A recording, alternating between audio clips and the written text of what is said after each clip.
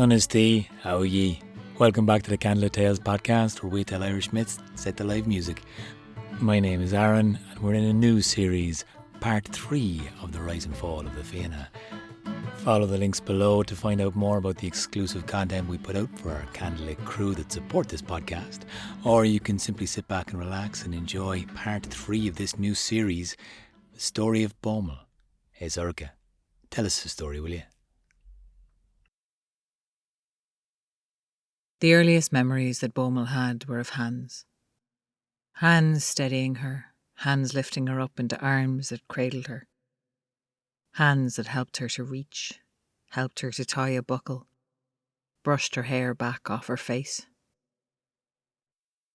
The hands, bigger than her head, belonged to different people. Her father's hands, her mother's, her aunts, her older cousins, her brothers. She grew up always knowing that when she stumbled, there was a pair of strong hands that would catch her. And as she grew, sometimes her hands were the ones doing the catching, steadying her little brother Uil, putting him back up on his feet so he could race away again, impatient and swift as the wind. And Bodhmall grew up curious about the world. Not just the people that she knew and loved, her family and her friends, but the world beyond the world, the other world. That world of spirits out past nature, the Tua de Danann, magic, mystery, prophecy. And the way that world linked and intersected in the wild places and the wilderness, and certain plants and animals like hares, and the flight of the birds and the running of the water, the spaces between. And so she became a druid when she grew up. Her younger brother, Uil, he was interested in the wild places too, but less interested in subtle things, less interested in the world beyond the world, very firmly interested in the world that was in front of him. He was strong and swift, and he was a born leader. People couldn't help but follow him, even if occasionally Bodhmall wondered if he was leading them on the right path at all. But Uil became the captain of a great band of warriors. Not just a Fianna, but the Fianna. And as Bodhmall grew and settled, Uil seemed to grow and become more wild and fierce than ever before. And in time, Bodhmall was introduced to a young man named Fianna, who asked for her hand in marriage, and she could not see any good reason to refuse him. A marriage would mean a home of her own and a new kind of security and safety. Those were things that she liked and valued. So she agreed to marry Fianna, and the two of them set up their own household. Fianna was strong and steady and reliable. He was a good man. And Bodhmall was content. Mostly. She was mostly content. Bodhmall was pretty sure that she was content. She couldn't think of anything that was missing, and so that must mean that she had everything she needed, because if she could not name the longing in her heart, it was probably nothing to worry about. Almost certainly. And if on certain nights restlessness drove her from their bed and out into the moonlight, well, she was a druid. And druids are always a little strange. From time to time, her wild brother would blow into her house like a wind, upend everything and blow out again, leaving her with news to talk about, decisions to talk over, chaos to declaim, mistakes to smack him in the back of the head over. And one day, he came with a new story, a new dilemma. He came to tell her that he was madly in love. Bodhmall thought that should not have come as a surprise to her brother, because he had gotten married several years before. So love should not have been as dramatic as he was saying. She asked him why exactly that was news. And it was then that he started to tell her about a woman who was not his wife. Merna, the beautiful daughter of the great druid Taig. Merna, the woman who was swift as a deer. Merna the graceful, Merna of the slender neck, Merna and Merna and Merna. He could talk about nothing but Merna. And the fact that her father Taig absolutely disapproved of this was nothing but a spice to Ull. Bodhmall tried to listen to him talking on and on and on about this woman, but she could not quite understand why he was so fixated on Merna. He had a good life. He had a wonderful wife. He had the warriors that he led into battle. He had all the adventure he could stomach, and more than she could stomach. He seemed to her to have plenty of everything, and it seemed to her a kind of mad greediness that he would want this woman when he could live well enough without her. He had lived well enough until now. But Ull was determined, and nothing would dissuade him from running away with Merna, the daughter of Taig. Bodhmall knew that this would bring disaster. She knew Taig as druids know other druids. She had studied with Taig, and she knew he was a man who was powerful and vindictive. He had the blood of the Tuatha Dé Danann in him, and strongly too. And if Ull and his daughter defied him and went against him, Taig was not a man who would let that go. He would find a way of getting vengeance on them. So when the news came to her that Taig had raised an army against Ull, Bodhmall was saddened, but not surprised.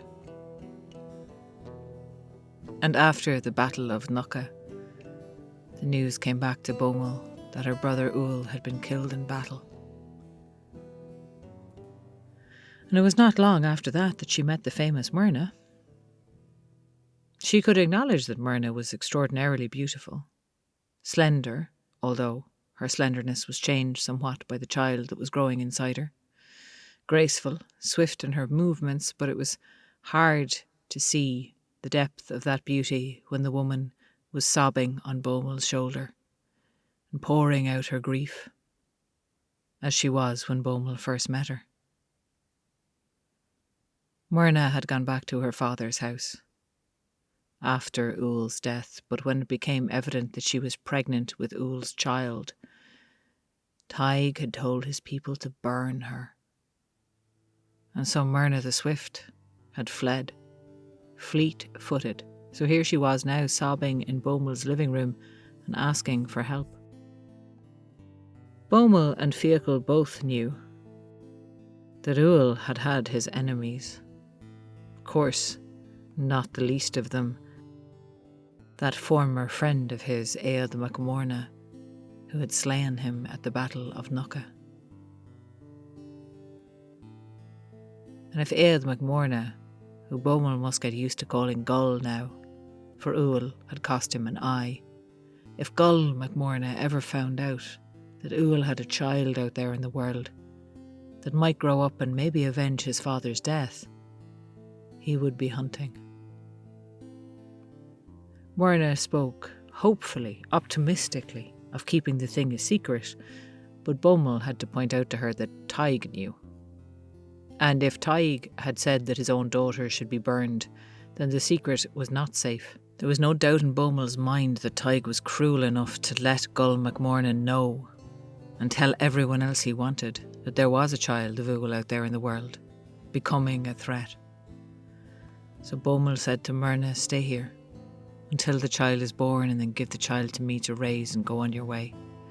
And find yourself another husband and find yourself another place in the world. But if we separate the child from you, then maybe the child will live."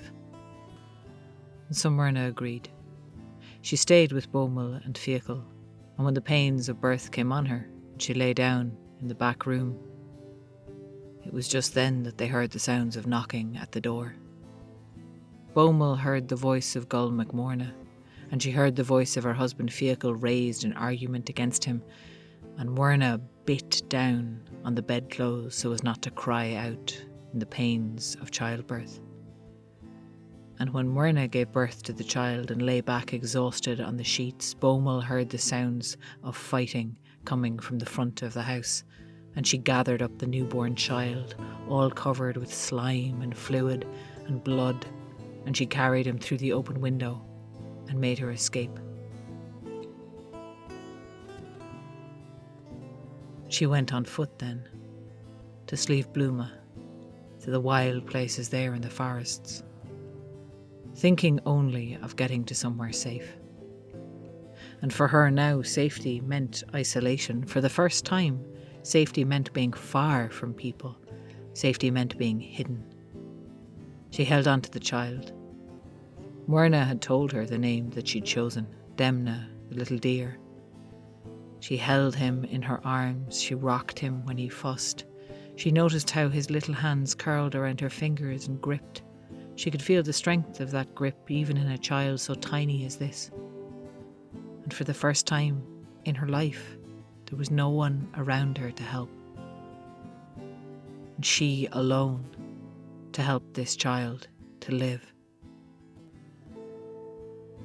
And it was frightening in the forest. She knew how to survive.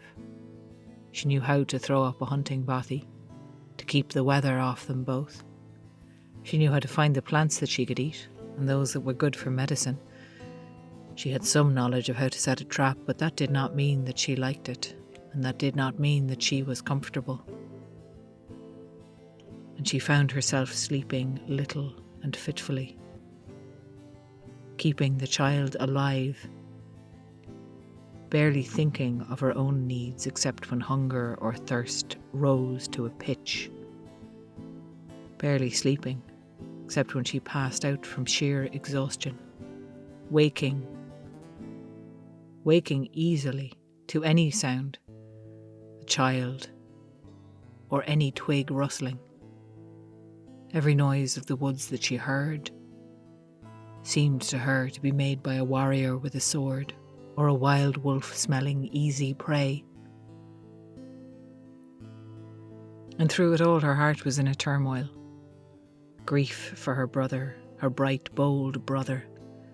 Anger at him too, for getting himself into this situation, for getting her into it. It was so like him to leave her with a baby to raise after he'd gone and gotten himself killed for some mad love affair. Anger for Merna as well, sorrow for her mingled. A storm of emotions in her heart. And there was no one to hold her. No one to comfort her. She knew, although she had not seen it, that her husband Fiacla was dead. Gull MacMorna would not have left him alive. Merna he might have spared, but who knew?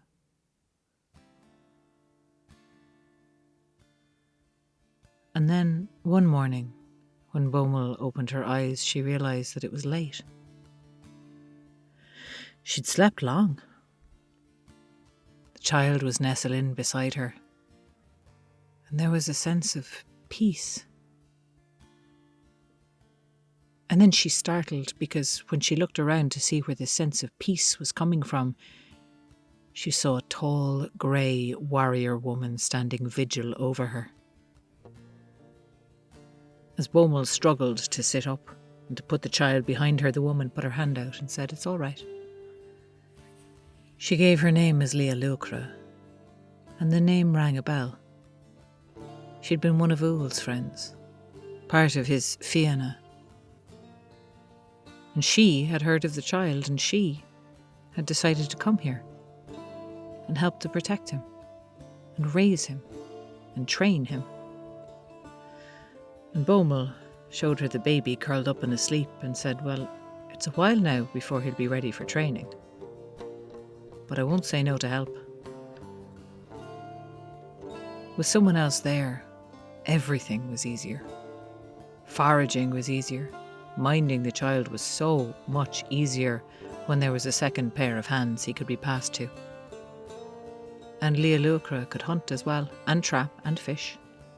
The two of them together were able to build a better hut than either one of them alone. Leah lucra was taller than Bodhmall, stronger, able to lift things that Bodhmall couldn't lift, and Bodhmall found herself appreciating that strength, noticing the way that the muscles moved under her skin, that solidity in her. And even though it was just the two of them, she never felt alone when she was standing beside Leah lucra. There was someone now to talk to, someone to pour out her feelings to, and someone who could respond back, although she was a woman of few enough words. But there was such a difference when Leah lucra was there and when Leah lucra was away hunting. She found she could always tell when Leah lucra came back from a hunt. Not because the birds went silent, because Leah lucra could walk through the forest without startling a single bird.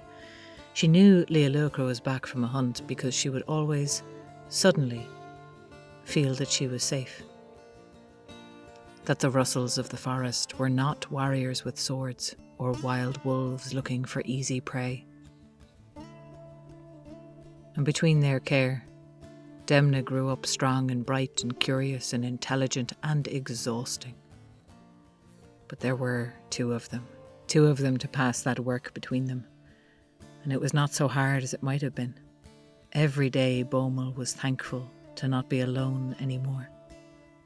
And then one day, as Bodhmall was reaching, she stumbled, and she was caught by a pair of hands, stronger and bigger than her hands. But it felt different this time. Shock went through her, a current of electricity, and she looked up into the eyes of Leah lucra. And suddenly she thought, oh, that's why. That's the feeling that Ual had, that led him to leave his wife and risk his life for a woman's touch. That touch was different from the touch of her husband. That touch was different from any touch she'd felt before.